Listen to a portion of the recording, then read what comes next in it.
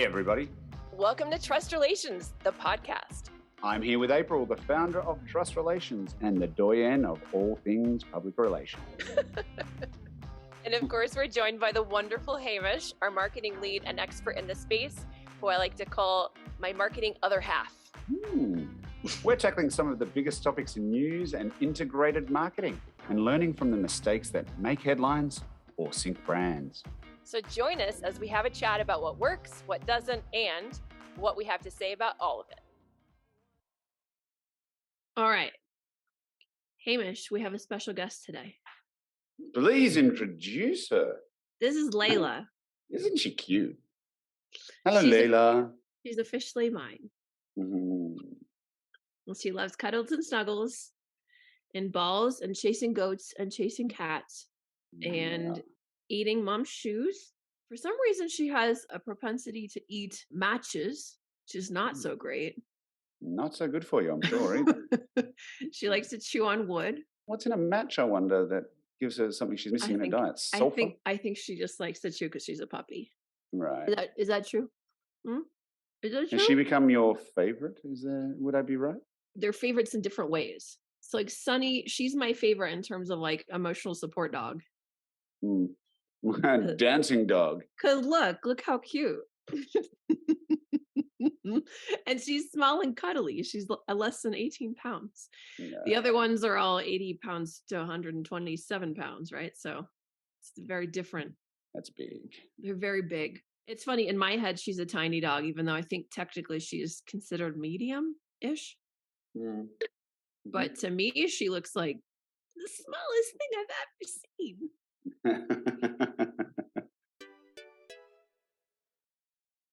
Hi, everyone. This is your show producer, Veronica, chiming in with today's communications buzzwords. April's word is putative. And for Hamish, the word is fructify. Happy listening. What about you? What's new with you?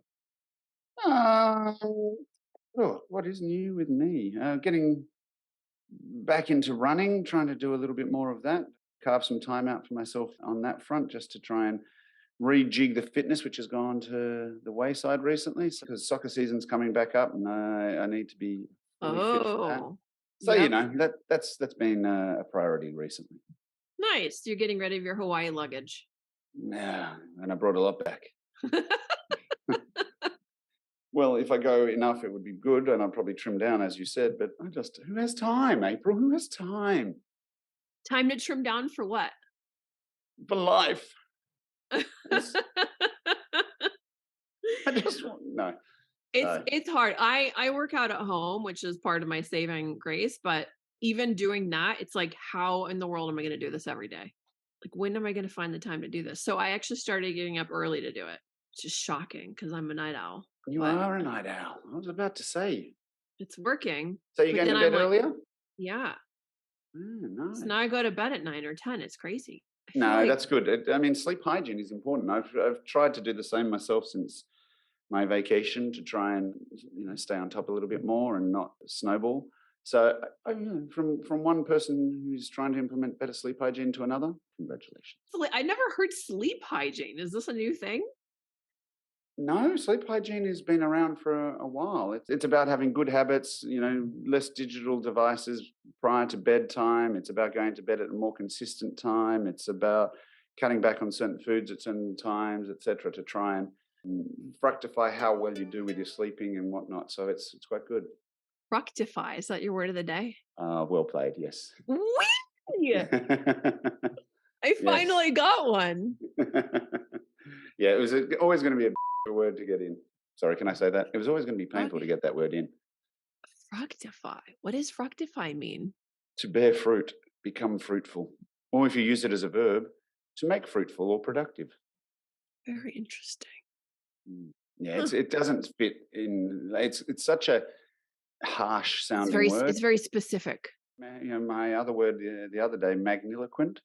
It's a little bit more of a sing-song word, magniloquent. So you can kind of, with your accent, you can't, If you were German, it'd be easy.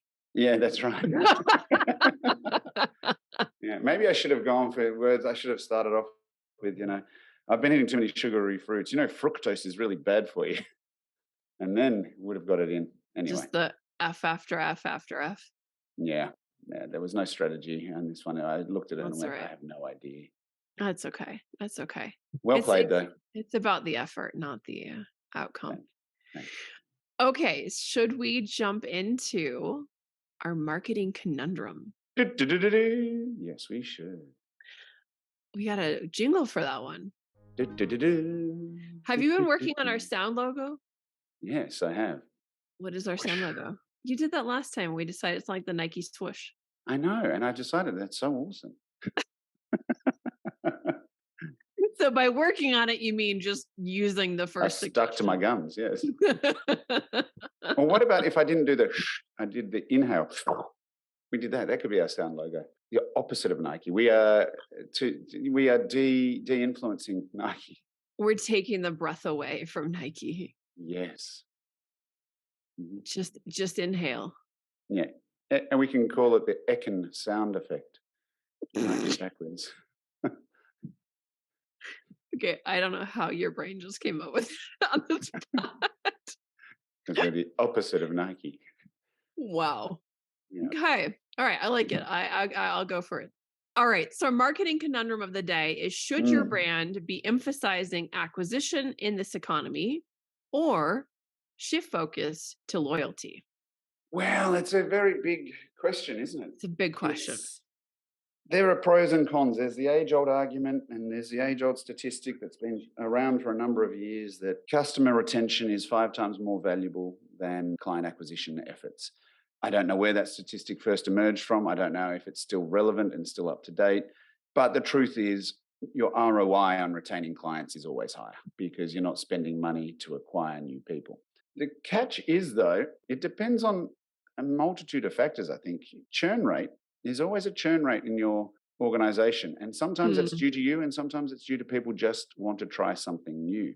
And as much as you want to implement a loyalty program, you have to wonder, what is your natural rate of churn? And are you going to do enough in growing your existing loyalty base in revenue terms to supplant the income that is lost? Because obviously when you're trying to acquire new customers, what you're doing is trying to grow your share of the pie. And you're trying to bring in new people who you can then increase the CLV, customer lifetime value of. And if you're able to do that, then you're obviously able to have more money coming in, and then you can have more retention, and therefore you'll have more loyalty. So should there be a shift? Look, it's interesting. I mean, the article that we've read before this talks about why people are looking at shifting to loyalty, with 38% of marketers shifting strategy from acquisition to loyalty. More than 55% of those people interviewed said that inflation's having an effect on their business. 45% said interest rates and supply chain challenges are going to have an impact, and that this tougher environment is going to drive them to, want to increase loyalty. The question is, okay, if inflation's going up, and which could be driven by those supply side issues, or interest rates are hurting them, can they offset the pains of those, and can they negate the extra cost in advertising or marketing to offset what they think they're going to lose in those other avenues? If they can't, then retention is not necessarily the strategy they should be employing. They should be looking to do both, which I'm sure they are, but not necessarily have a pure focus on loyalty, in my opinion. I mean, in my mind, I feel like there's not a blanket answer to this. I feel like if you're a luxury brand at this economy, you have to focus on loyalty. Whereas if you're a challenger brand who's offering a lower price point within the marketplace, I think acquisition's your move because of where the market is, right? So I feel like saying, is it one or the other, is like trying to put the same shoe on Cinderella and Cruella de Vil. Like, it's like, why would you do that, right? Like, it's not the same. It's not horses for courses. It's horses for courses, rather. Horses for courses. Yeah, you don't know that? No. What does that mean? Wow, there's another lost in translation. Horses for courses mean? It means that you can have a horse that can run fantastically. What's your big horse race over there called? Kentucky Derby. Yeah, that's the one. And you could have a great horse that runs really well on a dry track, but if it's wet, they're not so good. It's the same horse, same track, but it's because the course has changed. You need a different horse to run as well, and that's why others might win. So the whole idea that you choose the right horse for the right course. I see. That is very interesting. Yeah. I don't run in enough gambling circles, apparently. It's an expression here for not necessarily gambling, but for adapting to circumstance. Okay, I like that. That Mm. makes sense. Yeah. Look, it's interesting because Anna, I'm talking about retention versus loyalty. And your point is an interesting one. I want to loop back to it. But they say that there is a study that 5% in retention can increase your profits by 95% because you're skipping out the marketing, you're skipping out all these other things. Maybe it's client onboarding or whatever. But what it does do is it makes the assumption that your clients are going to, in the same economic environment, be wanting to spend more with you, which they may not want to be doing either. So then you're potentially all reducing your wallets because no one's trying to grow. Everyone's in this whole, I've got a penny pinch, I've got to look at this, I've got to do that. I'm going to service this customer better, but then they're thinking, I'm not going to spend as much because I need to do more and stretch my budget further. And so with your point, if you're a challenger brand, can you afford to sit back and not try and grow in these uncertain times? People are uncertain anyway. How long are we going to be having inflation? How high are interest rates going to go? Is unemployment going to go? There's all these questions. Sometimes they're looking for something which is a challenge. It takes them out of that mindset, which gives them some surety or gives them something that they can hold on to or aspire to. So I think the horses for courses comment, coming back to that, if you're talking about a cereal brand, loyalty is not necessarily going to be your best play because people are not going to want to eat the same cereal every day, no matter how good your loyalty program is. But if you're talking about people who are buying something which is a little bit more of a luxury item for the house, or we're not even talking cars or things like that, a subscription to Netflix. Should you be worrying about keeping the subscriber base consistent, or should you be looking to grow when you know that people are going to churn away as they finish shows? I think that you have to look at it from those 2 points of view and go, what is our market? Who are we? Can we afford not to keep growing and acquiring? And then you have your answer. So you shouldn't read statistics like this and go, everyone else is going to loyalty, so should we. Look at it and how it's going to affect you in your industry. Yeah, I like that. Speaking of the economy, Hamish, one thing I found really interesting from the article, which is sort of an aside, but it said that marketers are showing limited optimism about the year ahead, with 3 in 10 of those surveyed expecting bigger budgets than in 2022. 3 in 10 expect bigger budgets. I actually felt like that was pretty optimistic. Robust, given all. yeah. And then it said more than half, 55% of the marketers reported inflation as having some sort of impact on their business, but 45% said the same of both rising interest rates and supply chain challenges. So it's very interesting. I mean, I'm just surprised that there were actually people that optimistic. Well, look, there was another statistic that said 37% believe the macro climate will improve in the first quarter. So people are still bullish to some extent. I think that the supply side issues, which are still worldwide, will dampen some of that and increase inflation still, because if you can't get things and there's a scarcity and therefore prices drive up, and these macro factors that they're optimistic about, they must know something I don't. In terms of having bigger budgets, I think that's, again, coming back to the point I was making before, industry specific. Pharmaceutical brands might, for example, want to advertise more because they're expecting that people are going to spend less of their disposable income on trinkets and luxuries because they're worried about what's going to happen, and therefore health is still going to be a priority. And so maybe pharmaceutical or health-related brands, they might increase their budgets in these uncertain times. I'm shocked. It also says, even with this putative recession happening, 54% are expecting their budgets will stay the same. 54% expect them to stay the same. Yeah. That's crazy. Which is good. It means there's a lot of opportunity out there for people who are doing marketing, PR, etc., to talk to these people and say, look, yes, it might be uncertain at the moment, but if your budgets are the same as they were and there's uncertainty, your competitors are thinking the same, this is the opportunity for us to help pivot you and grow you and be aggressive with your messaging or your footprint in general. Yeah, it's interesting. Well, do you have any key takeaways for that? Takeouts? I got to be consistent. Do you want leftovers of this from the Look, Chinese place? yes, leftovers out of this. Look, one of the statistics which we didn't get to at the bottom of this article was that respondents are looking to move dollars to higher performing channels. I think that's interesting. What is a higher performing channel? We've discussed over the last couple of episodes prescient rise of TikTok and other social channels over the last few years, but how there's a sort of murmur amongst different people about the influence of, say, TikTok and de-influencing and things like that, which are going to potentially bite.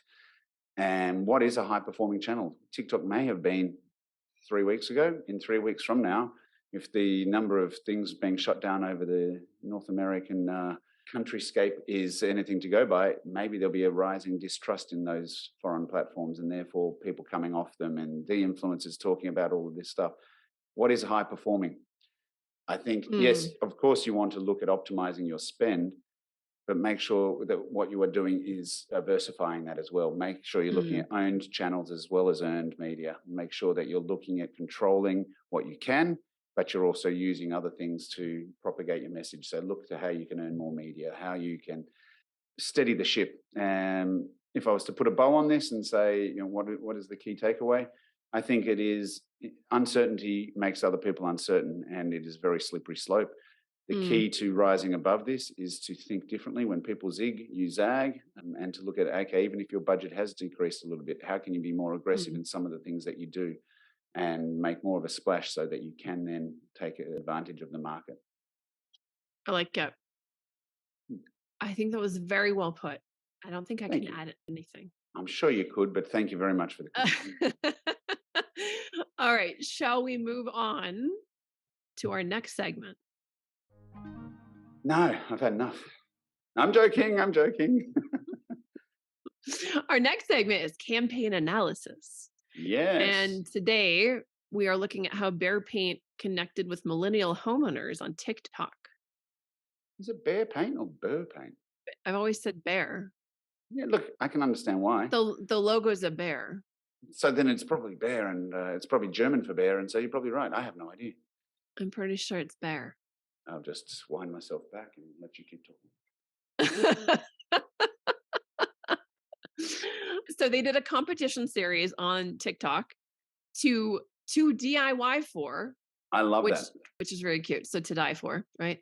Which highlighted ways in which do-it-yourself projects can bring new life to old objects, and it helped boost the brand's followers. So they did, over the course of 6 weeks, they got 108 million video views and increased their followers by 66%. Really impressive. Yeah, I think this is an awesome campaign, and I think it's entertaining. I've just seen, and I'm going to take a quick aside, I saw who the author is. It's Aaron Barr. So coming back to my question, is it Barr or Bear? Anyway, I think that this is an interesting article on the back of what we were just talking about. Should you be looking at retention, or should you be looking at acquisition? They've said here there's a few things that, 54% of millennials now own homes, and a lot of them are buying 40-plus-year-old homes. So these millennials are splashing some cash on buying things. They may be looking at stepping back and not spending as much money. So all these other brands that are thinking, we'll just keep the loyalty of these people up. If they're going to be withdrawing their income and putting it into doing DIY projects around the home to make their home feel more homely or more like their own, this is where this is a really clever campaign, because they're tapping into a couple of different things. You're tightening your budget. You've got an old house. This is something you can do yourself. We can use a platform to teach you. TikTok, as we know, and we've discussed a few times, is becoming the platform that millennials go to for their search queries. How do I strip the paint on this chair and refurbish it? Well, look, Bear Paint's got a video on it.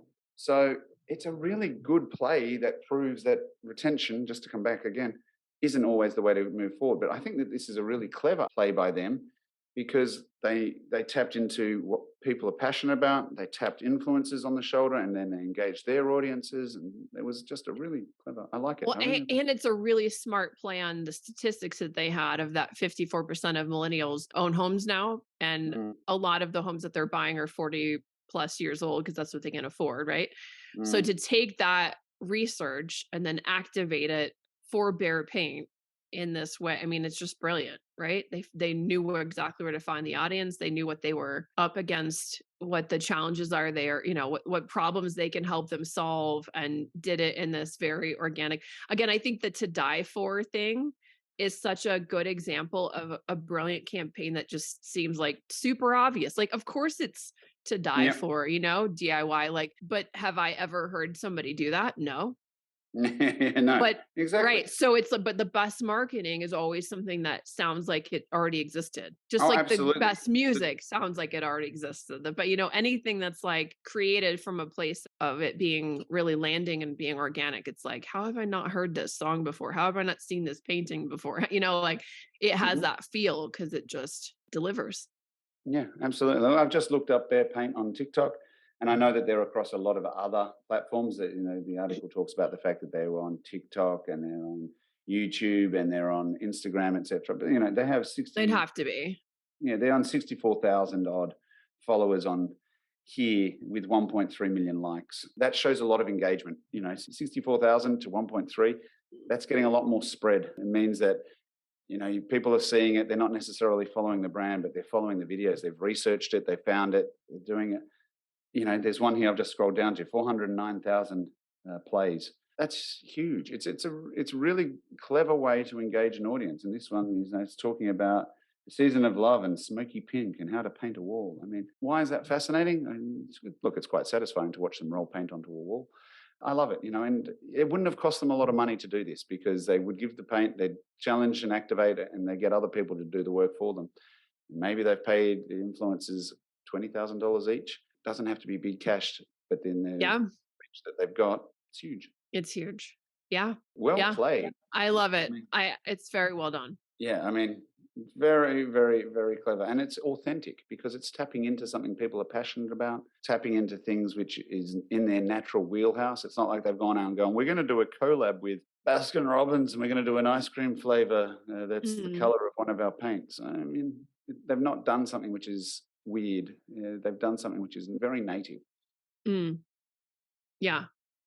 I know. I like it a lot. I think it's brilliant. I don't have anything to add. I was going to ask, was wheelhouse your word of the day? Wheelhouse? Yeah. No. I didn't want to stop you before. I appreciate that. But I guess that means we need to move on to buzzword reveal. Yeah, it does. And it means you got it in. Yeah. That means I'm the winner of today's podcast. You are, because we've already discussed mine. So what was yours? Putative. Putative. I did hear you say that, but what does it mean? I didn't think that. Yeah, I don't know why I didn't. It means commonly regarded as such, reputed, or supposed. Okay. Putative. Well done. Well played. Thanks. I think that gives you 2 episodes up on me now. Not that we're counting, but well played. Apparently Hamish is. Hamish is competitive. Well, look. All right. On that note. Well, thank you. Yes. Thank you, everybody, for tuning in and listening to us as always. Remember, you can catch the show wherever you like to listen to your podcasts. Don't forget to subscribe, rate, and share our show with your friends, family, colleagues, etc. Maybe not family, they might not care. To keep this content coming your way and grow this community of amazing communicators. Thank you, everybody, and thank you, April. Well, thank you, Hamish. Until next time. Until next time, goodbye. Bye.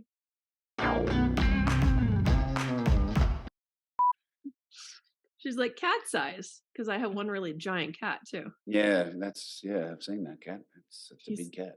He's a very big cat. Yeah, she's actually on the microphone now, so I don't know if we got sniffs, but if you did, that's why I wasn't actually doing that.